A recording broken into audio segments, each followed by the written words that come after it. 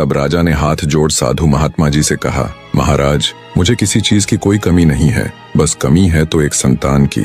अगर आप मुझे कुछ देना ही चाहते हैं तो मुझे संतान प्राप्ति का आशीर्वाद दीजिए। तब साधु महाराज ने कुछ देर ध्यान लगाया और बोले, वत्स, तुम्हारे भाग्य में तो संतान सुख है ही नहीं, पर चूंकि तुमने मेरी 12 साल तक सेवा की है तो तुम्हें खाली हाथ तो नहीं भेजूंगा।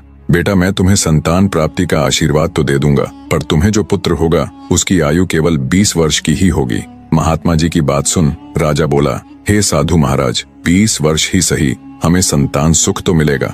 और वैसे भी महाराज, मेरी आयु 60 वर्ष की तो हो ही चुकी है, 20 वर्ष तक तो शायद मैं भी जिंदा न रहूं। इसलिए हे महाराज, कृपया मुझे संतान प्राप्ति का आशीर्वाद दीजिए। राजा की बात सुन महात्मा जी राजा को संतान प्राप्ति का आशीर्वाद दे देते हैं। साधु महाराज को प्रणाम कर राजा खुशी खुशी अपने राज्य लौट आता है। कुछ ही दिन पश्चात महारानी गर्भवती हो जाती है। पूरे राज्य में खुशियों का माहौल था। तय समय पर महारानी जी ने एक बिल्कुल स्वस्थ पुत्र को जन्म दिया। ये देख राजा की खुशी का ठिकाना न रहा। राजा ने अपने पुत्र का नाम वीरध्वज रखा।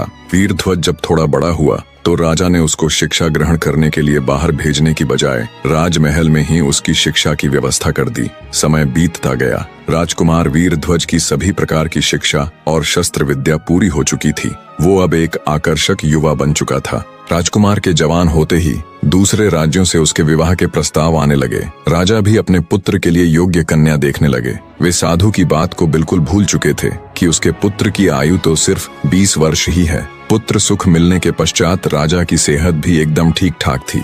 जब उसके पुत्र का 20वां साल लगा तब राजा को साधु की बात याद आई। बात याद आते ही राजा फिर चिंता में रहने लगा। जब रानी को राजा की चिंता का कारण पता चला